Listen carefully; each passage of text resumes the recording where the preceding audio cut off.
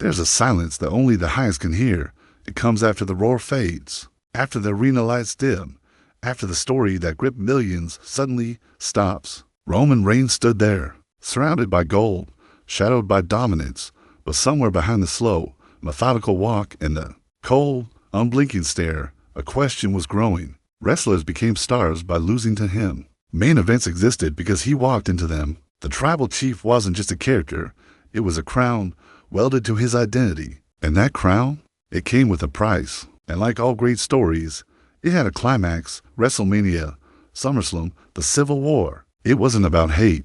It was about fatigue, about emotional burnout. But what they don't talk about is what happens after the climax. The applause stops, the stakes evaporate, and the man who was once the centerpiece starts to fade behind his own myth. Now what? He didn't just win.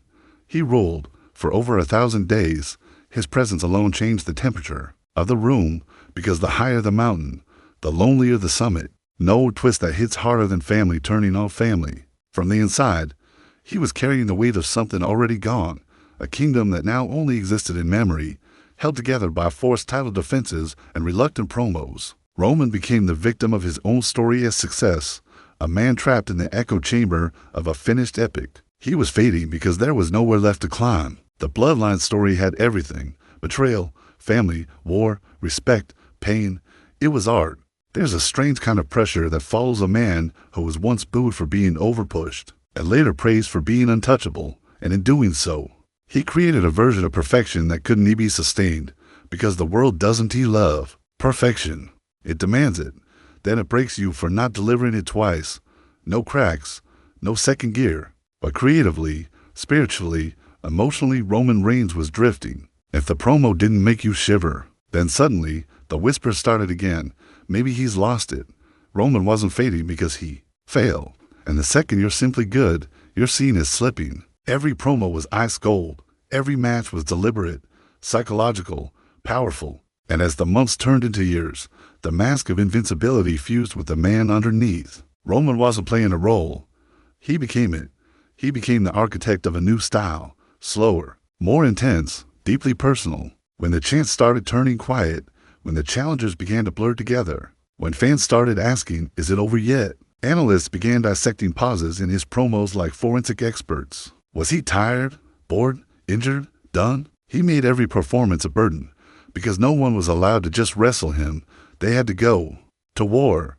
They had to act. A performer who played the role too well, and now can he step out of it without collapsing everything he built.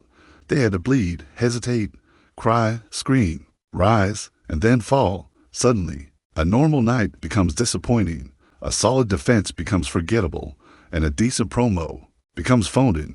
Roman gave everything, and yet, people started moving on. Because no one warns you, once you become the moment, you no longer get to have one. There's no next feud that feels bigger than the last. And behind the scenes, there was no reset button. The locker room still looked to him. The industry still leaned on him. Creative still protected him. From the outside, he still looked untouchable. It's not that he lost his place. It's that the world moved on, and he was left holding a masterpiece that could no longer evolve. Because when you build a dynasty that perfect, it has nowhere to go but down. Roman Reigns didn't just reinvent himself. He redefined dominance. Every time Roman stepped into that ring as the tribal chief, the expectation wasn't victory, it was art.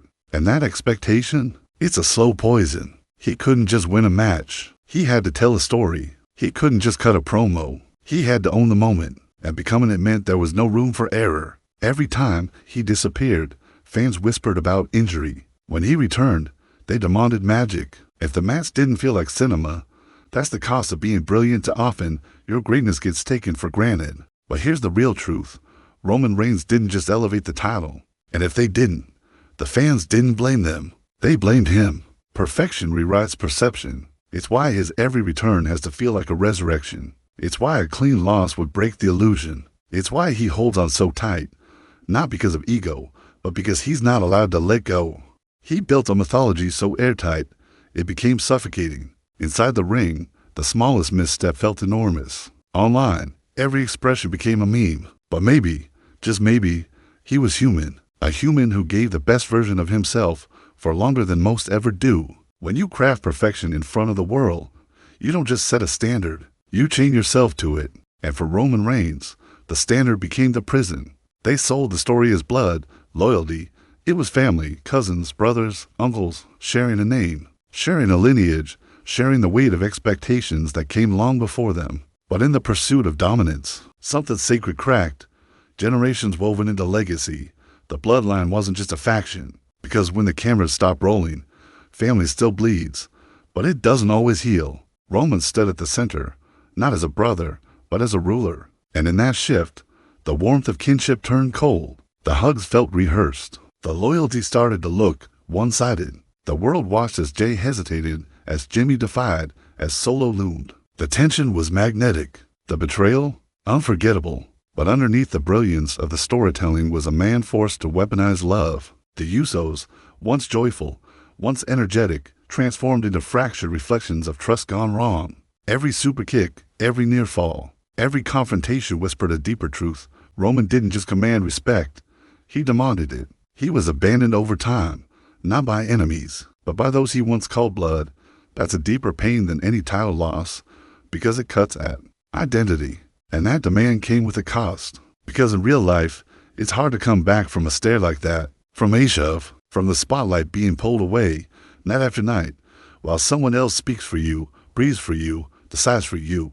And if Roman was the face of control, the others were the faces of rebellion. What began as unity became survival. Solo Sikoa, silent, dangerous, loyal to a fault, became the executioner. This isn't a story about dominance. It's a story about being alone. You're just a man, looking around the locker room, wondering who's left that actually cares. But when the machine behind WWE chose him as the future, it wasn't an invitation. It was a sentence. There was a time when Roman Reigns wasn't supposed to be the guy. Because when the empire starts burning, the first thing to vanish is loyalty. Roman wasn't betrayed in one moment. Every push, every promo, every title run, fans could smell it. It wasn't organic. It was strategic. And because of that, Roman didn't rise with the crowd. He rose against them. No matter the response, no matter the resistance, Roman was kept front and center. His battle with leukemia forced a temporary retreat.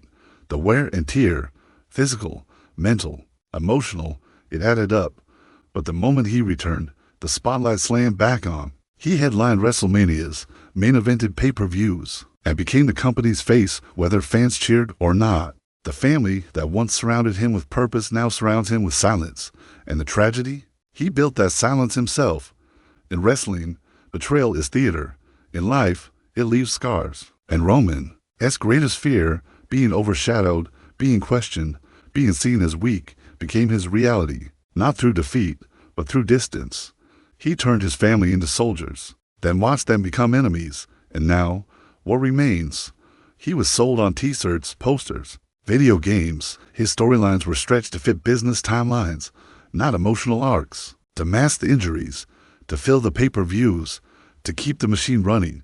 A cousin who wants his own crown, a brother who walked away, a silent enforcer who may be waiting to strike. You can't break character, not on the mic, not in the ring, not on your face, because everything depends on you playing your role, flawlessly, endlessly. And Roman, still holding the title, but holding it alone, because once you demand obedience from blood, you lose what made them family in the first place. And when the curtain falls, he was the powerhouse of a trio, the quiet one, the muscle. From the moment he was handpicked to carry the company, the clock started ticking. They booed him not because he was bad, but because he felt manufactured. And in the years that followed, WWE never let go. The machine had chosen, and Roman had to deliver. But what no one saw was the toll it took. Injuries began to pile up. The machine didn't blink. It never does. Because when you're the face of a billion-dollar empire, rest is weakness. Vulnerability is unacceptable. You're not a person. You're a product. Roman became more than a wrestler. He became a symbol, a poster, a pitch, and still, he carried it. Even the Bloodline story, as rich and powerful as it was, existed not just to elevate Roman, but to sustain the product. He wasn't just protecting his title. He was holding up a corporation, and no one sees the exhaustion in that. No one feels the meetings, the media, the merchandise schedules. No one hears the conversations where we need you back early becomes the norm. Roman wasn't. wrestling just to be great anymore. He was wrestling to keep the company stable. The problem is, when you're that essential, you're never allowed to just be. You can't take risks. You can't show cracks. And that's the paradox of being the face of the machine. You are everything to it, and yet, completely disposable the moment you falter. Because when the gears keep turning, they don't stop to thank the piston that carried them through the storm. They just replace it when it's worn down. Roman Reigns became irreplaceable, and that's what made him trapped. There's a unique kind of silence that follows greatness too long. It's not rejection. It's not hatred. It's not even boredom. It's expectation, and for Roman Reigns, that silence has become deafening. In the early days, the boos were thunderous. Crowds rebelled against him because they felt something, even if it was frustration, even if it was rejection, it was emotion. And the Roman Reigns of today walks into arenas not to the fire of rebellion, but to the hum of polite applause. It meant he mattered. It meant there was still something left to prove. But now it's different. The fans respect him. They acknowledge the run, the numbers, the psychology, the aura. It's undeniable. But respect is not electricity. The pop doesn't come anymore, not the way it used to, because we already know how the story ends. He wins. The match slows. The bloodline interferes. The opponent rises, then falls. Is that unpredictability dies? And when unpredictability dies, so does excitement. Roman lifts the belt, holds it high, and walks away again. The pattern became poetry. Then it became a formula. Now, it's a routine. The problem with being too dominant, too consistent, too in control, chaos, something that feels like it could go wrong. And with Roman, nothing ever really did. The crowd waits, not for him to speak, but for someone else to finally break the cycle. Wrestling fans don't want perfection. They want a heartbeat.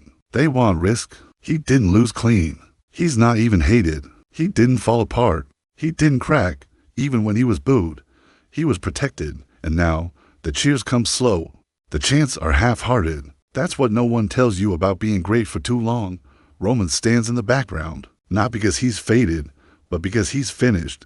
You start to feel like a rerun. But when the machine pointed its finger, when the expectations were tattooed on his shoulders, he didn't flinch. He carried it.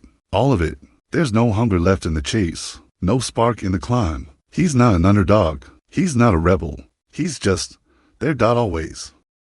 And for a man who once made every segment must-watch, being there isn't enough. He watches as others steal moments. L.A. Knight, Cody Rhodes, Jey Uso, flashes of fire the fans want to believe in. The epic is over. The echoes remain. And maybe that's the cruelest fate of all. To still be the best, but no longer be wanted, because the sound that once shook the arena now only lingers when someone else arrives. The man who once smiled freely, who once spoke with vulnerability, who once simply performed, now walks through smoke, masked by presence, not passion. The tribal chief doesn't hear hate anymore. He hears the void, and it grows louder every night. Roman Reigns didn't chase this story. It found him. He never begged to be the chosen one. He never pleaded for the spotlight.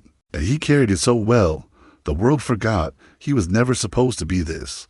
To lose, to rebuild, to try something new without being swallowed by criticism or expectation. He doesn't have that luxury.